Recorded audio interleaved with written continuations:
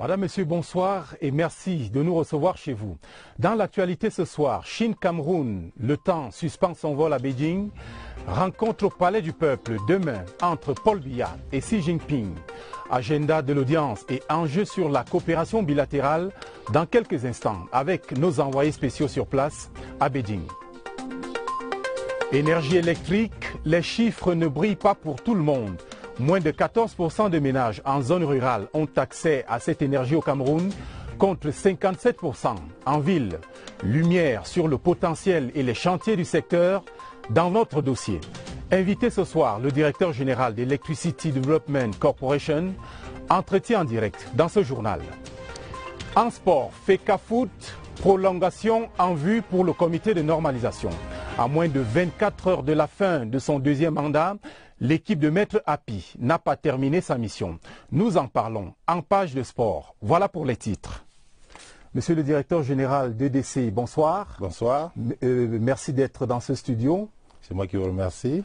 Entretien à suivre donc dans une dizaine de minutes tout à l'heure. Partons tout de suite pour la Chine qui cristallise toutes les attentions. La Chine qui cristallise donc toutes les attentions. Demain est prévu un tête-à-tête entre les présidents Xi Jinping et Paul Biya. C'est un moment important dans les relations entre les deux pays.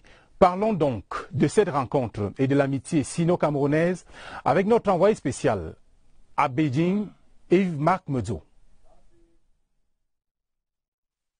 La Chine et l'Afrique, construire une communauté de destin encore plus solide par la coopération gagnant-gagnant. Voilà un thème très à la mode autour duquel le président de la République populaire de Chine, Xi Jinping, et les têtes couronnées de l'ensemble du continent africain ont décidé de plancher dans le cadre de leur troisième sommet. À première vue, on pourrait penser à une incantation, une simple déclaration de principe. Que non. En effet, en cette année 2018, les ambitions de la Chine sont importantes. Si importantes qu'elle a besoin de l'Afrique, de tout le continent africain pour les réaliser. Et ces ambitions-là tiennent à la fois à son désir de puissance, à la reconquête de son passé glorieux et à la reconstitution de la route de la soie, ne serait-ce que sur le plan symbolique. Et dans ce désir d'affirmation, Beijing sait que le continent africain dispose de ressources nécessaires à sa projection mondiale. De son côté, l'Afrique ne fait plus mystère de son désir de s'affranchir des errements du passé pour prendre conscience de son riche potentiel. Le signal donné par notre continent au cours de ces dernières années, lors des différentes retrouvailles au sein de l'instance fêtière, l'Union africaine, contraint aujourd'hui bon nombre de ses partenaires à se réajuster. Plus que jamais, en effet, l'Afrique voudrait parler d'une seule et même voix, harmoniser ses positions pour mieux négocier son avenir. Et sur ce terrain de la négociation, justement, les deux parties, à savoir la Chine et l'Afrique, ont en partage un certain nombre de valeurs. Des valeurs qui sont, entre autres, le dialogue, le respect mutuel, le règlement pacifique des différends, la liberté de choisir son modèle de développement. Évidemment, comme toujours dans l'univers de relations internationales, il n'est pas question ici d'angélisme, mais de la possibilité donnée à chaque partie de moissonner proportionnellement à sa proactivité, à sa capacité à défendre ses intérêts. Pour le Cameroun de Paul Biya, engagé dans une marche résolue vers l'émergence, le paradigme est simple. Tout en restant attaché aux partenaires traditionnels, l'on pose que l'option de diversification de l'économie prise par notre pays va naturellement de pair avec la diversification des interlocuteurs. Et dans ces conditions, il devient naturellement difficile de se passer d'un pays comme la Chine qui a décidé de faire du Cameroun le quatrième destinataire de sa coopération sur tout le continent africain. Aujourd'hui, plus qu'hier, le Cameroun et l'Afrique ne veulent plus seulement laisser la Chine venir à eux, ils ont décidé eux aussi de venir à la conquête de l'empire du milieu. Et au sujet du forum Chine-Afrique auquel va prendre part notre pays, il faut dire que plus de 50 délégations y sont attendues, de même que le secrétaire général des Nations Unies, Antonio Guterres. Pour certains experts, ce sommet marque un tournant décisif dans la relation Chine-Afrique. Des précisions avec un de nos envoyés spéciaux à Beijing, Joseph Clément Omba. En ce parent des atours du sommet du Forum de coopération Chine-Afrique, la Chine semble dessiner les contours d'un partenariat nouveau avec le continent africain. Une coopération gagnant-gagnant lorsqu'on sait que la Chine ne cache pas ses ambitions de grandeur. Et pour l'Empire du Milieu, l'Afrique reste un partenaire stratégique, en élevant au rang de sommet la conférence ministérielle du Forum de coopération Chine-Afrique. La Chine dévoile aussi les enjeux de cette rencontre. 54 pays vont se réunir pour parler d'un destin commun. Pour la Chine, on peut imaginer les enjeux, un partenaire continental, alors que pour l'Afrique, c'est un partenaire stratégique qui a besoin des infrastructures, qui a besoin de s'industrialiser, qui a besoin de rattraper son retard sur le plan du numérique, qui a besoin de valoriser ses ressources humaines. L'Afrique a dévoilé son projet, sa vision 2063, à savoir devenir un continent prospère, stable, fort et respecté. Aux côtés du président de la République populaire de Chine, Xi Jinping, plusieurs des 54 pays africains sont représentés par leurs chefs d'État, dont le président Paul Biya du Cameroun, le président en exercice de l'Union africaine, Paul Kagame du Rwanda, le président de la Commission de l'Union africaine, Moussa Faki Mahamat, le secrétaire général des Nations Unies, Antonio Guterres, sont des présences qui font du sommet Chine-Afrique de 2018 un forum spécifique. La première spécificité, c'est la présence des chefs d'État. Lorsque les chefs d'État participent à un sommet, à un forum, on dit sommet, et parce que c'est un sommet, cela a toute son importance. Les personnalités qui arrivent, le programme tel qu'il est décliné, mais également les décisions à prendre et les enjeux qui feront l'objet de leur délibération. Le troisième sommet du Forum de coopération Chine-Afrique ouvre une page nouvelle de la coopération sino-africaine. Quatrième destinataire de la coopération chinoise en Afrique, le Cameroun occupe une place privilégiée dans la nouvelle carte sino-africaine. Le chef de l'État se trouve naturellement en Chine, mais nous parlons de son œuvre dans la suite de ce journal. L'œuvre du président de la République racontée par un témoin proche, le directeur adjoint du cabinet civil, Oswald Baboké, vient de commettre aux éditions ENIAS de Genève un ouvrage sur l'action politique, socio-culturelle et économique de Paul Biya. La publication a été présentée à la presse internationale à Paris, en France. C'était cette semaine. Maxence Ancel, en direct de Paris. Il est là tout chaud le livre coffret Paul Biya, rédigé et réalisé par Oswald Baboké, édité par ENIAS à Genève. L'ouvrage met en perspective le président Biya, le grand homme d'État qui confectionne depuis 3 décennies l'histoire palpitante du Cameroun. Le livre coffret d'Oswald Baboké sur le promoteur du renouveau est constitué de 2 livres distincts. Les septennats du président et Paul Biya, les grandes réalisations.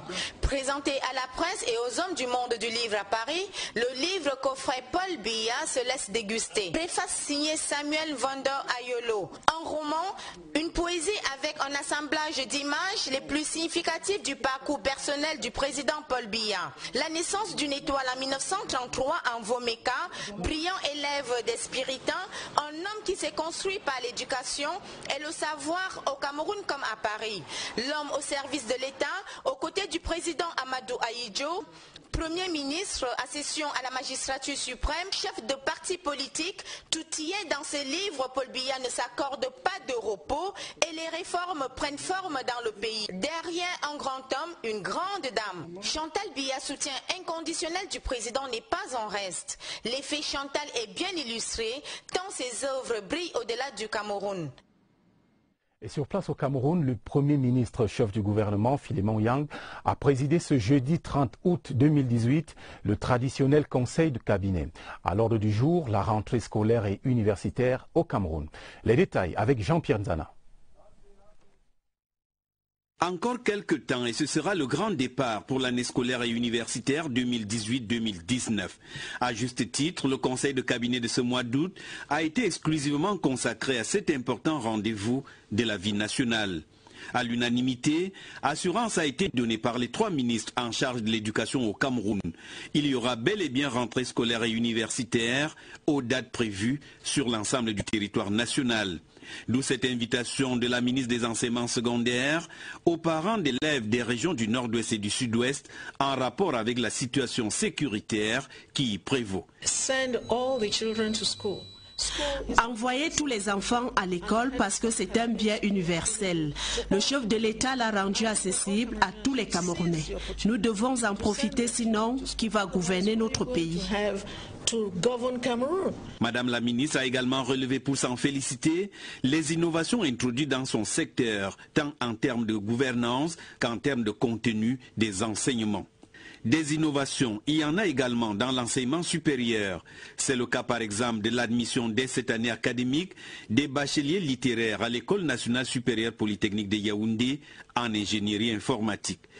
Ils sont les meilleurs dans ce secteur précis. C'est-à-dire non pas dans l'ingénierie informatique mathématique, mais dans l'ingénierie de la conceptualisation. Parce qu'ils ont un esprit plus ouvert, plus flexible, plus dense en matière de raisonnement, en matière d'invention, d'inventivité, de créativité. Quant à la boussole générale, elle se présente comme un triptyque. L'assurance qualité pour vérifier les fondamentaux que l'on enseigne aux étudiants, que l'enseignement ne soit pas au rabais, la professionnalisation pour que l'enseignement soit adapté aux besoins réels des milieux socio-professionnels, secteur primaire, secteur secondaire, secteur tertiaire et l'employabilité des diplômés. Prescription du Premier ministre Philémon Niang au terme des échanges que les chefs de département ministériels mettent fin à la trop grande migration des enseignants vers d'autres administrations.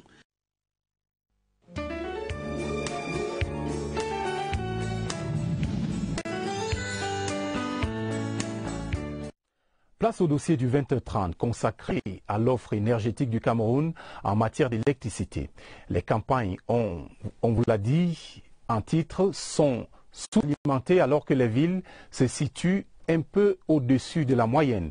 Le Cameroun mérite pourtant mieux au regard de son potentiel, le deuxième en Afrique. Le gouvernement est décidé à inverser la tendance grâce à une série de projets. Le regard de Jeune Bey. L'offre actuelle d'énergie à travers les réseaux nationaux interconnectés sud et nord et via les centrales thermiques est estimée à 1400 MW par jour. Une offre largement en deçà de la demande. Moins de 14% des ménages au Cameroun ont accès à l'électricité en zone rurale contre 57% en zone urbaine. Deuxième potentiel hydroélectrique en Afrique avec une estimation de 23 000 MW jour. Le Cameroun a mis en place un dispositif pour faciliter l'accès à l'électricité au plus grand nombre. Le barrage de Sonloulou produit 384 MW par jour, EDA 267, Lagdo 72 MW par jour. La persistance du déficit énergétique a amené le gouvernement à construire des barrages et centrales thermiques.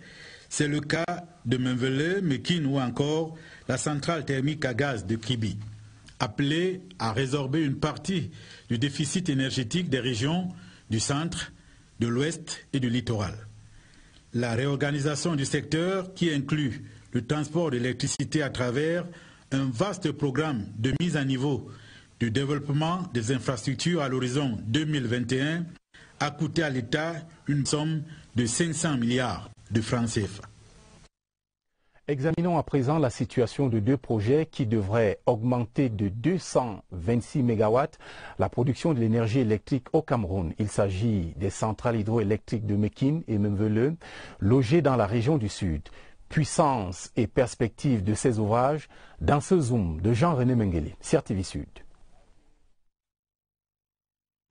Deux projets en phase terminale entretiennent l'espoir pour la résorption de la crise énergétique actuelle au Cameroun. Mekine prévu pour produire 15 MW d'électricité et sur la dernière ligne droite. Le projet en lui-même, il est terminé.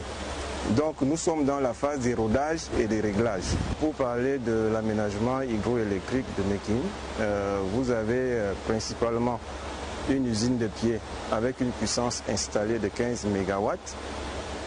Vous avez un poste électrique élévateur qui prend toute l'énergie qui est produite dans la centrale à 6,3 kV et qui l'élève à 110 kV. Et le 110 kV est transporté sur une distance de 33,1 km sur le poste ABC de Ndjomi et Kombo, qui joue aussi le rôle de poste d'interconnexion avec le réseau Eneo. L'espoir est donc permis, celui de disposer à suffisance du courant électrique, mais il faut pour cela procéder à quelques réglages. Chaque fois qu'on démarre un nouvel équipement, on a toujours besoin de faire beaucoup de petits réglages pour être sûr que nous répondons à la demande. Ce chantier qui a débuté en mai 2012 pour 25 milliards de francs est la première phase de la mise en valeur du potentiel hydroélectrique du Dja, estimé à 800 MW. Même veut le plus important projet hydroélectrique du septenat, avec une puissance électrique de 211 MW, a déjà fait l'objet d'une réception provisoire le 17 juin 2017. Une étape importante dans le processus de livraison de l'ouvrage à son propriétaire, l'État du Cameroun, qui attend la fin des travaux de construction de la ligne de transport de l'énergie, déjà dans le Yong-Isso. Au total, c'est 800 pylônes qui seront installés jusqu'à Yaoundé, conditions nécessaires pour disposer en tout temps de l'énergie électrique. Un autre projet devrait porter la capacité de production de l'énergie électrique au Cameroun à 75 MW supplémentaires. C'est le barrage hydroélectrique de Bini Awarak en construction dans la Damawa. Où en est-on exactement avec les travaux? Le point dans ce reportage d'Oumarou Kadili à Ngaoundéré. Sur le site de construction du barrage hydroélectrique de Bini Awarak, l'entreprise chinoise Sino Hydro s'emploie à matérialiser sur le terrain ce projet du chef de l'État. Le délai d'exécution est de 4 ans et ce projet comprend principalement un barrage, le système d'adduction, l'usine hydroélectrique et puis la ligne de transmission des puissances. C'est un projet qui va donc renforcer le réseau interconnecté Nord.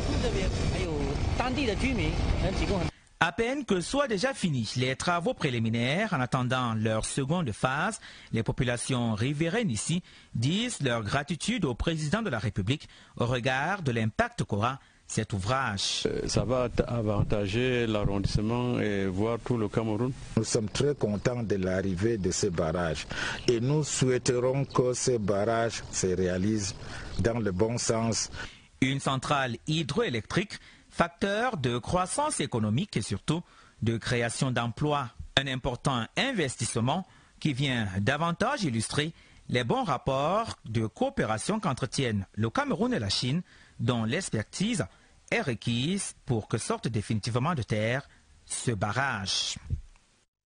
Et j'accueille à présent l'invité du 20h30, Théodore Nsangou, directeur général d'Electricity Development Corporation. Vous venez de suivre ce dossier avec moi. Première question, en quelques chiffres et quelques faits, quel est l'état actuel de la production de l'énergie électrique au Cameroun? Merci beaucoup. Alors, en quelques chiffres, nous avons 1400 MW installés dans notre pays. Et sur les 1400 MW, il y a 400 MW de thermique, ce qui fait un ratio d'environ 30% du thermique, 70% hydraulique. Et rien que sur la Sanaga, nous avons 2 barrages qui sont Sonloulou et Déa, qui totalisent à peu près 660 MW et qui sont maintenant régularisés par Lompangar. Lompangar, justement, est un ouvrage dont la capacité de production est escomptée à 6 milliards de mètres cubes. Mais depuis sa mise en eau, depuis 2015, qu'est-ce qui a changé? Qu'est-ce qu'il a apporté?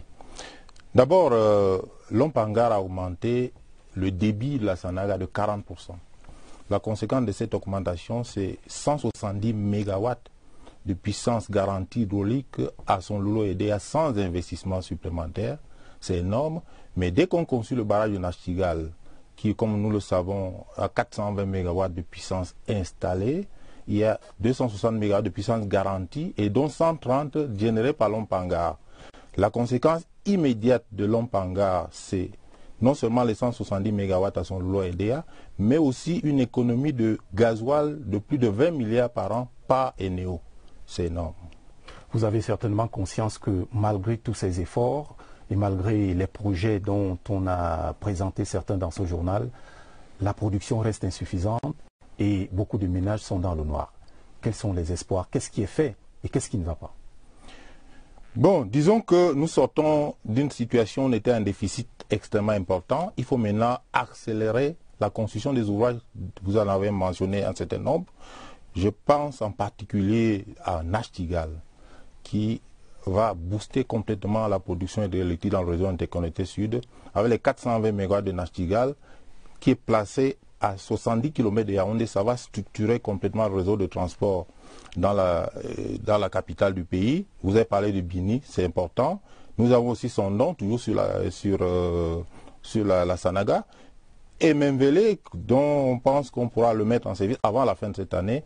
Une fois que tout ceci sera réalisé en termes de production, nous allons rétablir l'équilibre entre l'offre et la demande pour ne plus être en situation de déficit production. Mais à cela, il faut aussi améliorer le réseau de transport en essayant, disons, de régler la question du transport et de la distribution, d'où l'intervention de Sonatel et même de NIO pour la distribution. Une fois qu'on a fait tout ça, nous nous retrouverons aux environs de l'année 2020 dans un équilibre où on va sortir déjà de cette crise énergétique. En plus, il ne faut pas oublier le solaire qui est en train de développer un peu partout, au nord, à l'est, dans la Namawa, parce que le coût du solaire a beaucoup diminué et fort heureusement, les kits solaires ont beaucoup diminué avec l'intervention des entreprises chinoises, justement. Est-ce qu'il y a un juste équilibre entre l'énergie destinée aux ménages et celle qui devrait servir à l'industrie? Pour le moment, plus de 80% de cette énergie est destinée aux ménages, puisque l'industrie est encore faiblement développée. Nous n'avons qu'à l'UQAM, c'est-à-dire le Rio Tinto Alcan, et nous pensons que une fois qu'on aura l'énergie abondante à moindre coût, les industriels vont s'installer et on pourra donc avoir un boom énergétique, un boom industriel qui était une condition pour passer à la croissance à 2 chiffres dans notre pays pour l'économie. Il y a ces fameux droits d'eau, une redevance introduite, je crois, par la loi de 2011 sur le secteur de l'électricité. Depuis que cette loi est entrée en vigueur, qu'est-ce que cela a apporté et à qui profitent les droits d'eau? Bon, d'abord, les droits d'eau ont pour but d'aider l'État à ne pas rembourser la dette de Lompangar. Parce que pour construire Lompangar, l'État a contracté des emprunts, rétrocédés immédiatement à EDC. Et les droits d'eau permettent à EDC de rembourser directement l'emprunt, de ne plus vivre de subventions de l'État. Et l'État est gagnant parce que le poids de la dette diminue et EDC ne vit plus sur les subventions de l'État. Nous avons progressé depuis sur ces affaires de droits d'eau. Nous avons même obtenu une avance sur ces droits d'eau au niveau du ministère des Finances et les documents sont en train d'être signés. Nous pensons qu'avant la fin de cette année, ces droits d'eau seront opérationnels. La conséquence est importante. Et une fois que Nachtigal sera opérationnel, ces droits d'eau vont augmenter et ça va peut-être aider à l'avenir l'État pour apporter l'equity sur d'autres projets de barrages dans le pays. C'est important. Une question d'actualité peut-être pour terminer, Monsieur le Directeur Général. Les regards sont braqués vers la Chine où se trouve le chef de l'État et où va se tenir la semaine prochaine le forum Chine-Afrique. Sur le plan de l'énergie, est-ce que la Chine est un partenaire fiable au regard des projets qui ont déjà été réalisés ou qui sont en train d'être réalisés avec ce pays? Mais vous avez cité un certain nombre d'ouvrages comme Membele, qui sont d'excellente qualité, et Mekim, et Lompanga. N'oublions pas que les entreprises chinoises n'ont pas seulement travaillé sur le financement Exim Bank. Pour construire Lompanga, les entreprises chinoises ont été qualifiées suite à un appel d'offres de la Banque mondiale, et on est surpris d'avoir le progrès de l'entreprise chinoise en termes de respect de l'environnement. Et l'avantage des Chinois aujourd'hui, c'est qu'ils ne sont pas seulement forts en génie civil.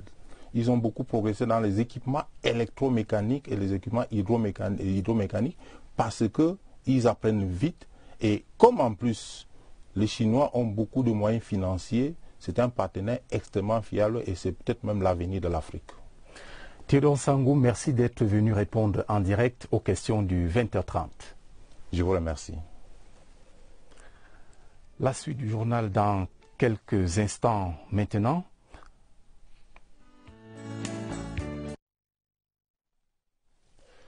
Dans la suite du journal, justement, la joie des populations de Bakou dans le Honkam, c'est à l'ouest.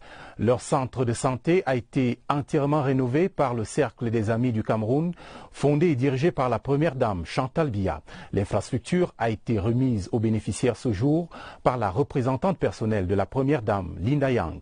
Richard Talatodem raconte la cérémonie. Reportage. de Bakou et tout le département du Honkam était en fête ce 30 août 2018.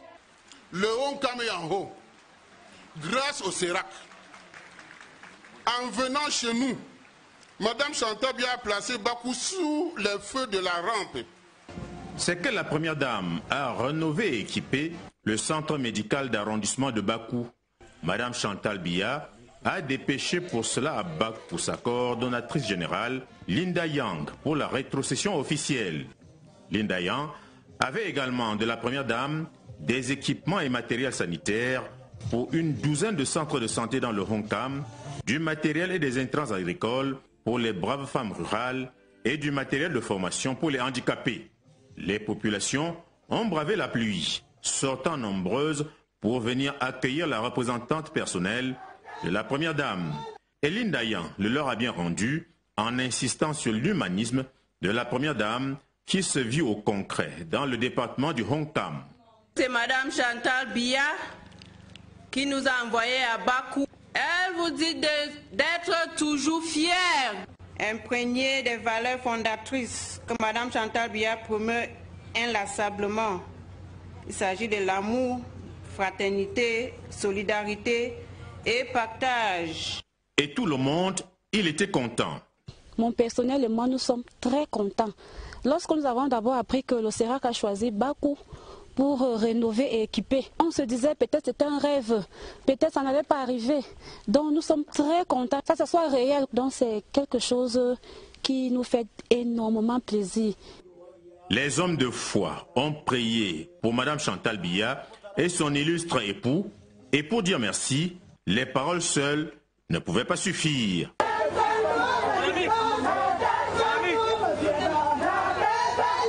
Ici à Yaoundé, la 5e édition des journées TIC et numérique s'est ouverte ce jeudi sous le parrainage du Premier ministre chef du gouvernement. Thème de l'activité, Air Digital africain, et la cérémonie d'ouverture était présidée par le ministre des Postes et Télécommunications, Minette Libom-Lilikeng. Nous en parlons avec Agnès Solange-Abessolo. Le sujet est digitalement traité entre experts en entrepreneuriat numérique, soucieux de vulgariser et d'assouplir cette technologie dite intelligente. Maintenant, on est plus dans les objets connectés, la montre connectée. Le téléphone, vous marchez, le téléphone vous dit cette journée, vous avez fait 6000 pas ou 4000 pas. C'est l'Internet des objets connectés. Donc l'Internet évolue et c'est pour ça qu'on parle de technologie 4.0. Vecteur de l'accélération de la croissance, il favorise surtout la création des niches d'emplois nouveaux dans tous les secteurs d'activité et développe au niveau national des produits fabriqués localement. À date, un incubateur Afrolab de dernière génération est implanté récemment au campus de l'IAI Cameroun pour faciliter les recherches. Une étape importante dans le processus de valorisation du savoir-faire digital africain. Des actions encouragées par le gouvernement qui assure un encadrement certain des jeunes porteurs de projets innovants. Ce n'est pas en un jour qu'on devient un entrepreneur numérique. Donc le gouvernement identifie d'abord les talents, les encadre et maintenant on arrive aux cruciaux problèmes de financement. Parce que ce sont des jeunes entreprises. Il faut une structure qui joue l'intermédiation, une sorte de garantie. C'est donc tout ça qu'on est en train de mettre ensemble avec les startups elles-mêmes. La 5e édition des journées TIC est donc une occasion propice pour multiplier des business plans susceptibles d'attirer les financements et les investisseurs. Dans le sud-ouest, les autorités administratives et traditionnelles se mobilisent pour que la rentrée scolaire se déroule dans de bonnes conditions. Assurance du gouverneur du sud-ouest, Bernard Okalia-Bilaï, dans ce reportage de Stéphane Tala de CRTV Sud-Ouest. Ont effectivement fréquenté avec 21 établissements scolaires du primaire vandalisés dans le sud-ouest au cours de l'année scolaire écoulée.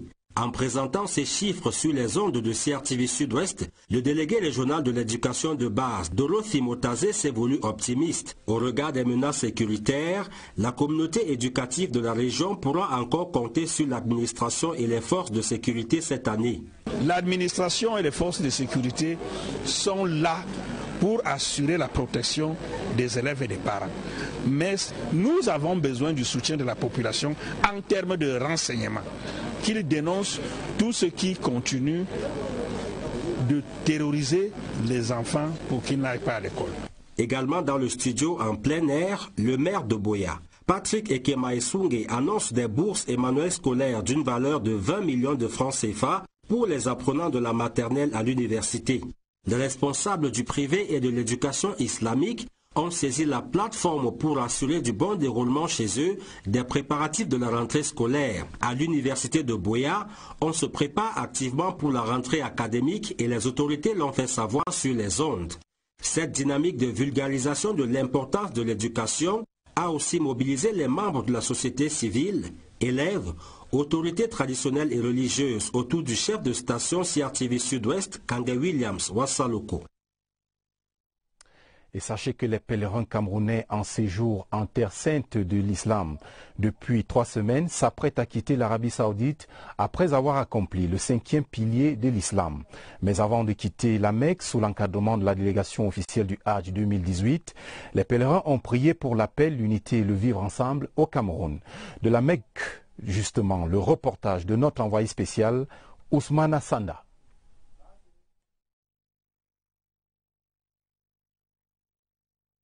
De prière pour la paix qui a eu lieu à l'esplanade de la résidence des pèlerins camerounais. Une bonne demi-douzaine des oulémas ont conduit des prières en faveur du vivre ensemble dans notre pays, notamment contre les problèmes qui ont cours en ce moment dans le sud-ouest et le nord-ouest. Prières contre Boko Haram dans l'extrême nord, prières contre les preneurs d'otages dans la Damawa, prières contre l'insécurité à l'est. Et c'est en cœur que les fidèles présents ont répondu à l'appel. Ma prière dans ce domaine est une prière pour la paix. La paix sans laquelle rien n'est possible partout au monde et en particulier pour notre pays. Tout Camerounais doit avoir des ambitions heureuses pour son pays et j'en suis un. Au-delà de la dimension religieuse de l'acte ainsi posé par les pèlerins camerounais, il ressort de la séance de prière de ce jour une farouche volonté de Camerounais, musulmans ou non, ressortissants des régions francophones ou anglophones, de prier pour l'unité et l'intégrité territoriale du Cameroun. Le lieu était indiqué pour que nous puissions nous rencontrer, nous rassembler et dans une totale communion de cœur, prier ensemble. Prier pour que la paix revienne au Cameroun, prier pour que l'unité prévale au Cameroun, prier pour que la solidarité soit de rigueur entre tous les enfants du Cameroun. Après 3 semaines passées en Arabie Saoudite, le premier contingent des pèlerins camerounais quitte la Mecque le 1er septembre 2018 pour le Cameroun. Et ils vont continuer à être des ambassadeurs de la paix.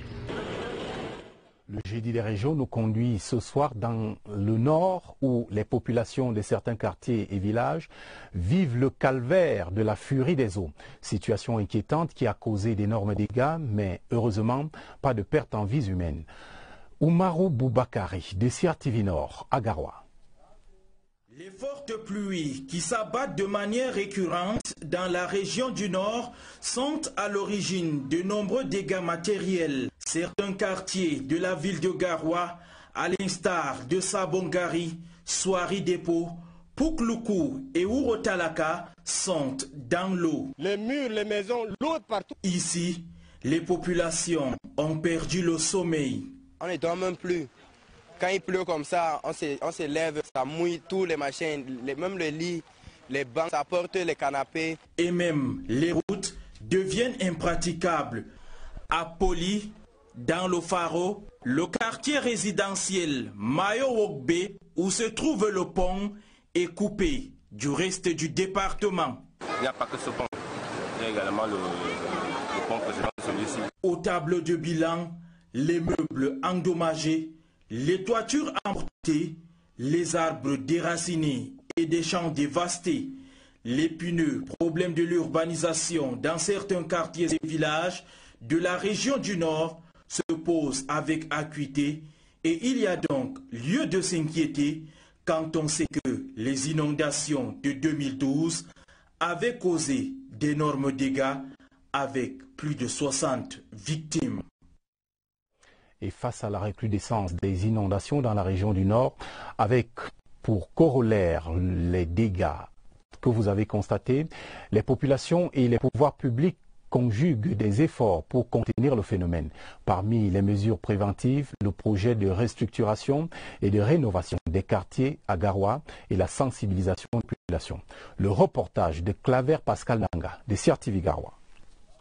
La montée des eaux dans la région du Nord, avec leur lot de victimes drainant également une flopée de questionnements, préoccupe les populations résolues à venir à bout du phénomène. Le gouvernement nous a proposé beaucoup de lieux. Nous faisons les travaux, tous les vendredis, les jeudis, nous on travaille. Si on ne ramassait pas les caniveaux, l'eau là, ça devait entrer dans toutes les maisons là-bas depuis en haut. Aux côtés de ces populations, les pouvoirs publics déterminés à apporter des réponses efficaces à travers des mesures préventives. Le chef de l'État a répondu avec un projet qui est lancé depuis 1 an et qui est en étude, le projet de rénovation et de restructuration de ces quartiers. Tous ces quartiers susceptibles d'être inondés sont pris en compte. La croisade contre l'occupation anarchique de l'espace urbain, tout comme les zones à risque, s'intensifie. Il faut sensibiliser la population et leur dire que là où ils se sont installés, c'est des zones marécageuses qui sont susceptibles d'être inondées. Avec la dernière inondation de 2012, beaucoup se sont déplacés des espaces où ils occupaient.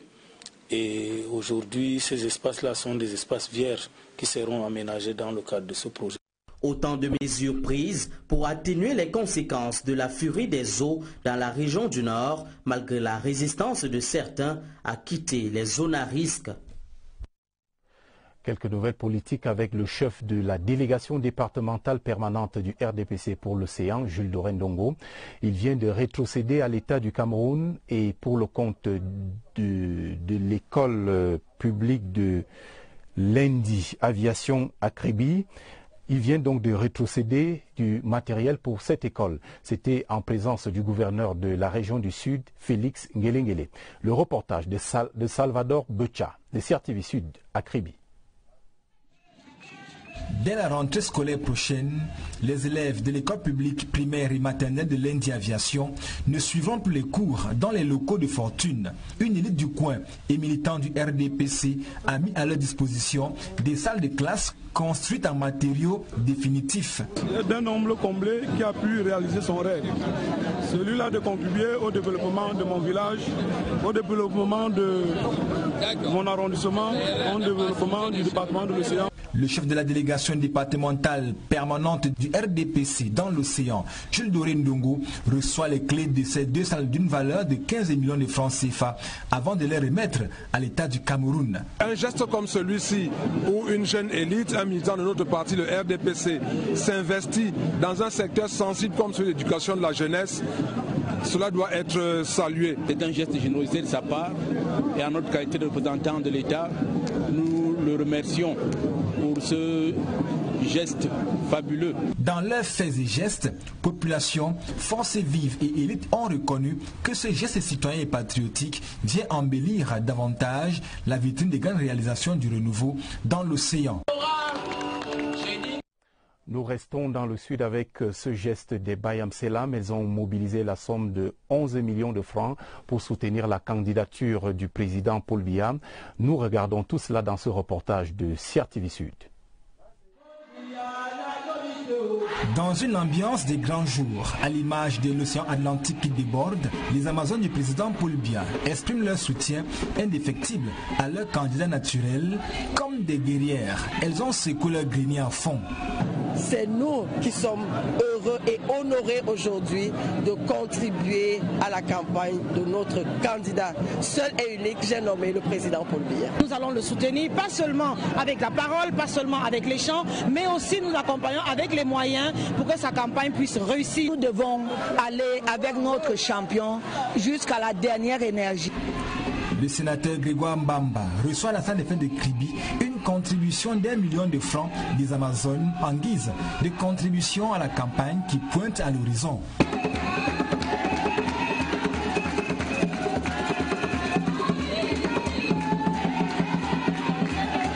Malgré les rentrées scolaires, malgré la souffrance, ces femmes n'ont rien. Elles n'ont pas d'activité. Elles sont des Bayamselam. Elles se débrouillent. Mais elles ont dit, pour Kribi, pour notre président, monsieur le sénateur, coordinateur général, voici notre souffrance, voici notre sueur. debout et engagés. Les Amazones du président Paul Biya, constituées des Bayam Selam et autres ménagères, se rangent déjà en ordre de bataille à Kribi pour réserver un véritable plébiscite à leur candidat champion. En sport FECAFOOT, le deuxième mandat du comité de normalisation arrive à expiration. Demain, 31 août, la mission assignée à Dieudonné Api et son équipe n'est toujours pas accomplie. Pas de texte adopté, ni d'élection d'un nouveau bureau exécutif 12 mois plus tard. Question, que se passera-t-il après la fin du deuxième mandat dans quelques heures? Évariste Yenga pour les réponses. Zurich va se prononcer dans les prochaines heures. Attendu de la FIFA, des textes de la FECAFOOT validés et un calendrier électoral d'adoption de ces textes par l'Assemblée générale. Mais il y a une troisième attente à combler dans les meilleurs délais, l'après-deuxième mandat du comité de normalisation présidé par Maître Api. Ici au siège de la FECAFOOT, on est optimiste et l'on prend appui sur 4 arguments. Des émissaires de la FIFA ne viendront pas au Cameroun cette fin de mandat pour évaluer et proroger comme à l'accoutumée. Une nouvelle prorogation du mandat sera notifiée depuis le siège de la FIFA par voie de correspondance entre jeudi et vendredi prochain.